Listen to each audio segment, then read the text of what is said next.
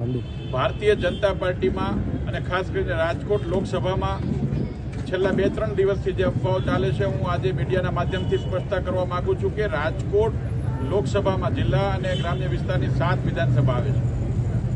7 વિધાનસભામાં અમારા બૂથથી લઈને સંગઠનની આખી ટીમ આદરણીય અમારા ઉમેદવાર રૂપાલાજીનો 2 વખત પ્રવાસ પૂર્ણ થઈ ગયો છે. કાર્યકર્તાઓ પૂરી તાકાતથી ઘર ઘરનો સંપર્ક પણ પૂરો કર્યો છે. આખી ટીમ અમારા સિનિયર આગેવાનો આદરણીય વજુભાઈ વાળા સાહેબ હોય, આદરણીય વિજયભાઈ રૂપાણી સાહેબ હોય, અમારા સિનિયર નેતાઓ, અમારા શહેર ભાજપના પ્રમુખ મુકેશભાઈ, એમની આખી ટીમ, અમારા કોર્પોરેશનના મેયર નૈનાબેન ને એમની આખી ટીમ, અમારા ધારાસભ્યો સાથે અમારા પ્રદેશના પદાધિકારીઓ બધા એક ટીમવર્કથી ખૂબ સુંદર રીતે લોકો સુધી જઈ રહ્યા છે અને લોકોનો ઉત્સાહ પણ અલૌકિક છે. આદરણીય નરેન્દ્રભાઈ મોદી સાહેબના નેતૃત્વમાં પાર્ટીના કાર્યકર્તાઓ થનગની રહ્યા છે. ખૂબ સારી રીતે કામ થઈ રહ્યું છે. એટલે રાજકોટ મહાનગરમાં કે રાજકોટ જિલ્લામાં કે રાજકોટ લોકસભામાં ભારતીય જનતા પાર્ટીમાં કોઈ વિખવાદ નથી. એક ટીમ તરીકે સૌ કામ કરે છે અને હું વિશ્વાસ આપું છું કે 5 લાખથી વધારે લીડે રાજકોટની સીટ અમે સૌ કાર્યકર્તાઓ તાકાત સાથે આદરણીય રૂપાલાજીને જીતાડીશું. કાર્યક્રમમાં આવ્યા છીએ તો તમને ખબર પડી છે કે જવાબદારીઓ છે કે નથી. હું આ જ વાત કરું છું કે કાર્યકર્તાઓમાં અમારા હાઈકમાન્ડને ભારતીય જનતા પાર્ટીના બધા જ કાર્યકર્તાઓ પર વિશ્વાસ છે, ભરોસો છે.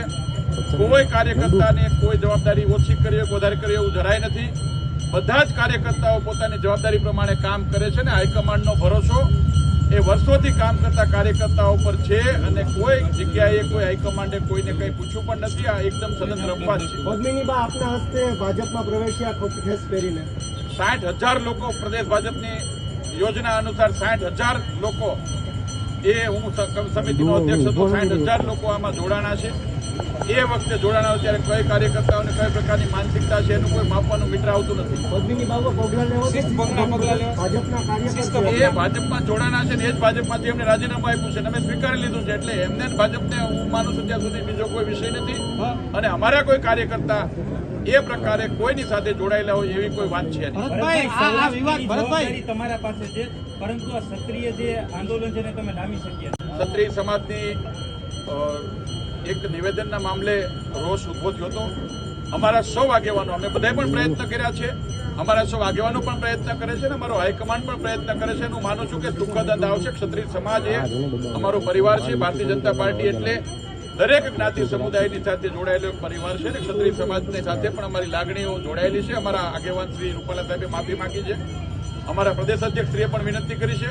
હું પણ આગેવાન તરીકે, કાર્યકર્તા તરીકે વિનંતી કરું છું. ક્ષત્રિય સમાજ માફ કરશે જ, અમને વિશ્વાસ છે. અમારા પૂર્વ મુખ્યમંત્રીશ્રીએ પણ વિનંતી કરી છે અને અમે બધા ભેગા મળીને આ મામલાનો બને એટલો વહેલો પૂરો થાય એ દિશામાં પણ પ્રયત્ન કરી રહ્યા છીએ અને 100% કાર્યકર્તાઓ જે રીતે કામ કરે છે એમાં ક્યાંય વિખવાદ કે કોઈ વિવાદ નથી. આદરણીય રૂપાલાજી 16 તારીખે ફોર્મ ભરવાના છે. કાર્યકર્તાઓને ખૂબ ઉત્સાહ સાથે ફોર્મ ભરવાના છે.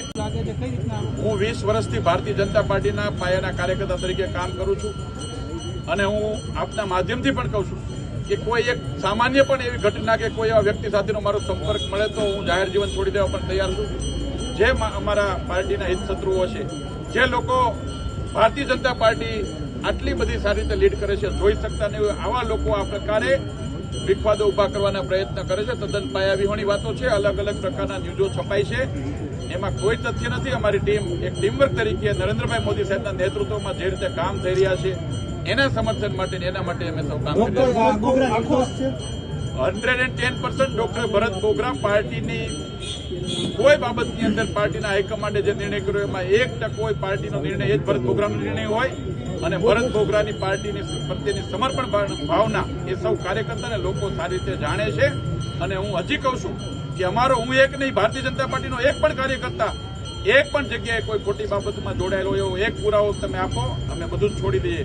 એટલે ખોટી વાતો કરીને લોકો પ્રત્યે વિરોધ પક્ષના લોકો અને હિતશત્રુઓ જે રીતે ભાજપનો લોકોમાં પ્રેમ, જે રીતે લોકો પ્રત્યેનો ઉત્સાહ છે એ જોઈને એમની હાર સ્વીકારી શકતા નથી. એટલે આ પ્રકારના ગતકડાઓ સ્વાભાવિક છે કે વિરોધ પક્ષ આટલી લોકપ્રિયતા ભારતીય જનતા પાર્ટીની સહન ન કરી શકતો હોય તો ક્યાંક ને ક્યાંક આ પ્રકારના ઉછાળ્યું છે.